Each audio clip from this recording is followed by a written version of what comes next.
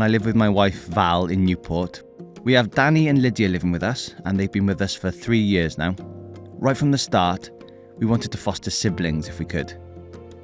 We knew that we wanted to be able to keep these children together. Danny and Lydia have other brothers and sisters who are in foster care too, and we meet up with them and their foster families as much as we can so they can see each other and stay in touch. It's so important. They're a family of 7 altogether, so our meetups are full on, but great fun.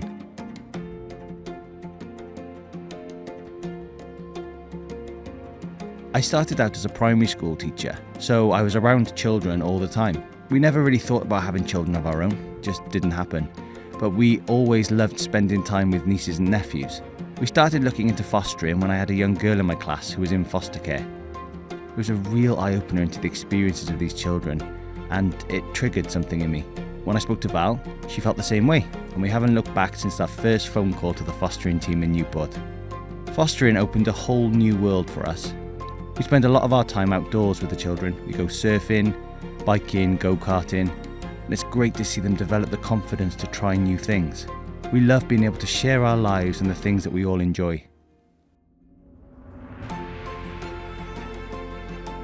Of course, like any family, with the highs there are always going to be some lows, but we know that the fostering team in Newport is there to support us when we need it.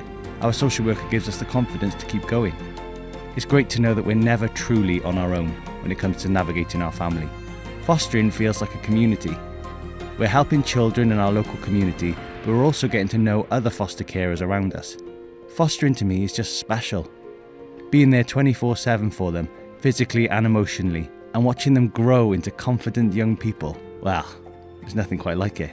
We're helping to build their self-esteem, helping them realise their dreams and goals, and give them hope for the future.